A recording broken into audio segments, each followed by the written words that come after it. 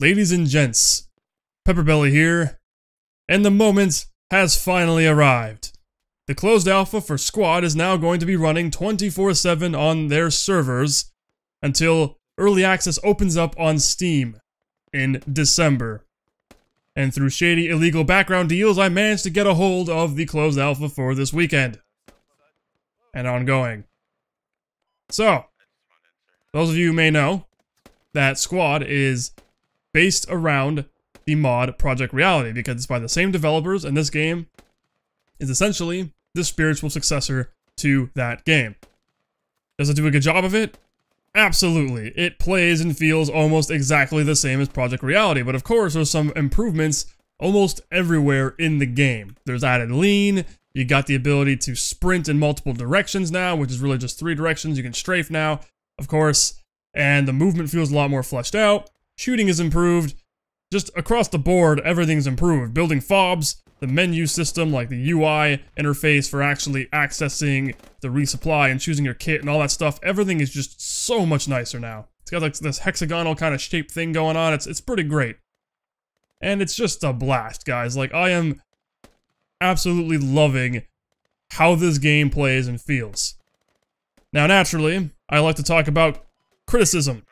Right, I like to criticize game aspects and talk about negatives more than usually the positives, but it really depends on the game.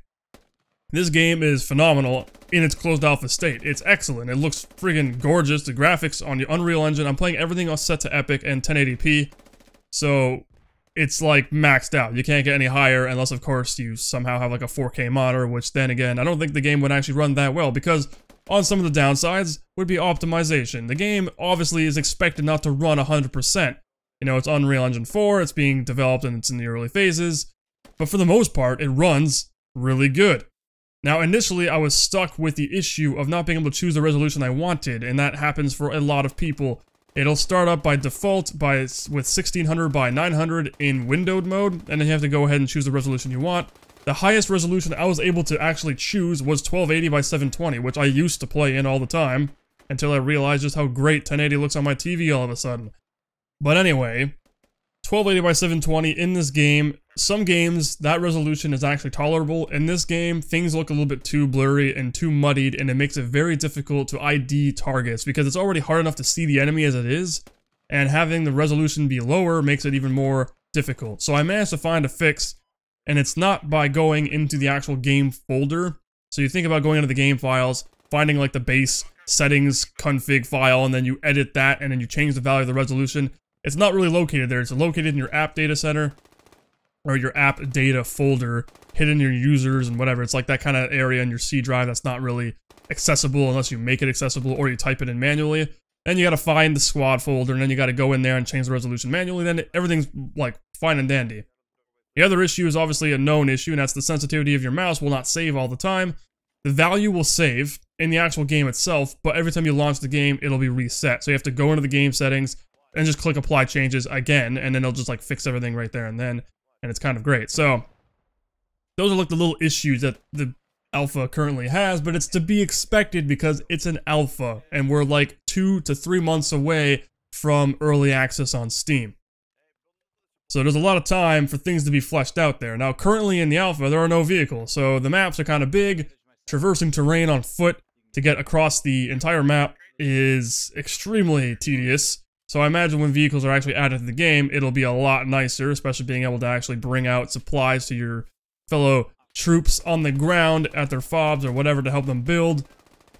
And eventually helicopters, which is one thing I'm really, really looking forward to, because one thing I liked about Project Reality was the helicopters, because like the actual use for them. You know, it's not like Battlefield or any other game where the choppers are kind of just there for like visual effect. They're kind of useless, right? They don't really play a significant role except for maybe attack choppers and scouts and whatever.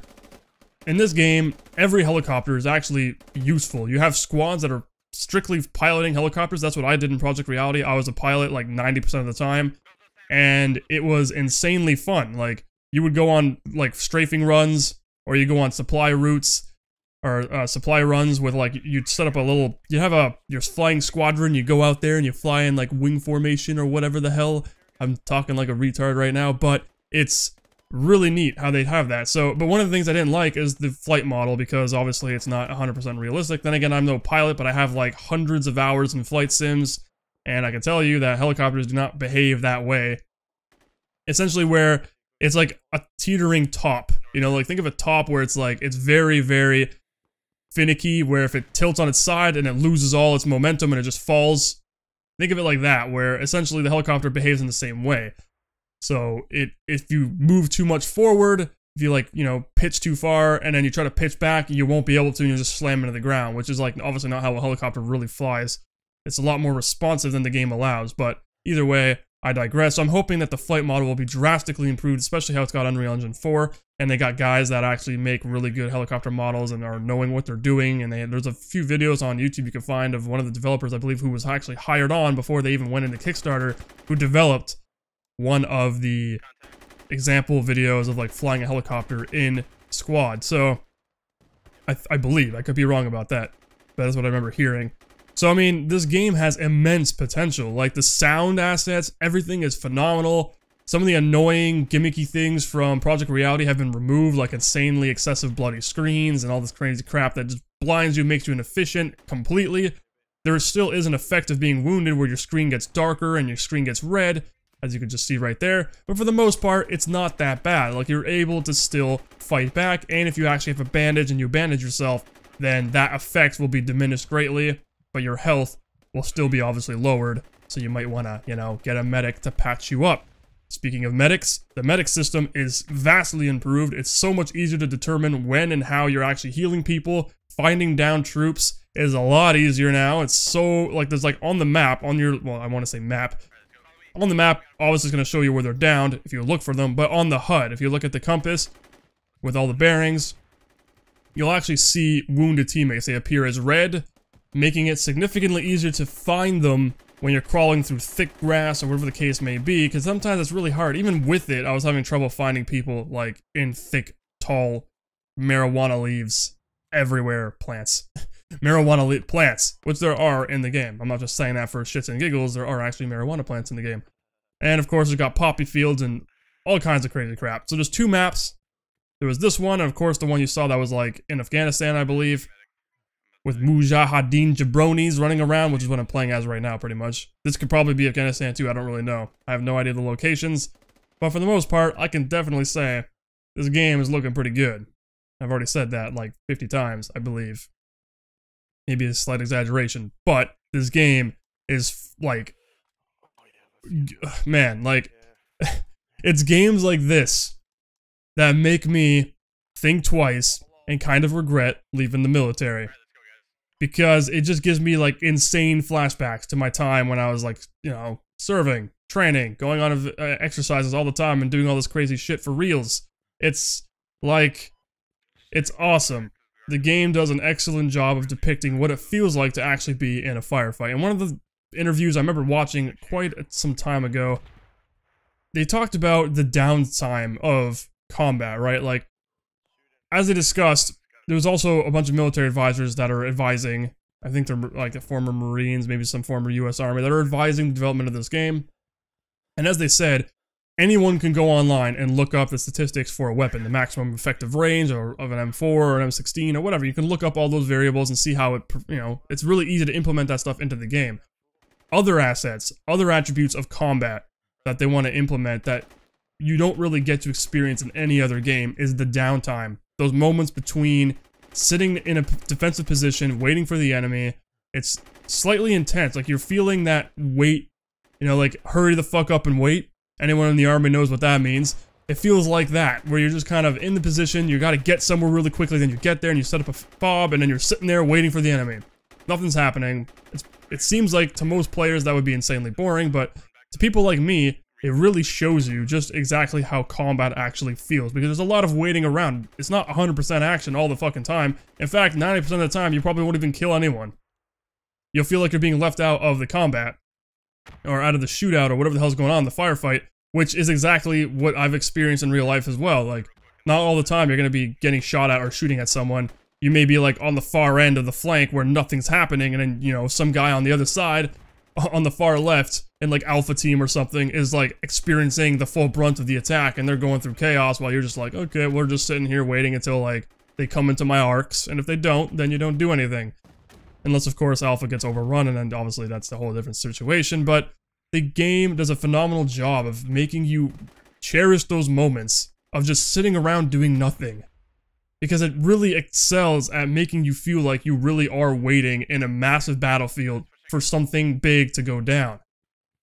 And no other game I've played, aside from Project Reality obviously, has ever given that to me.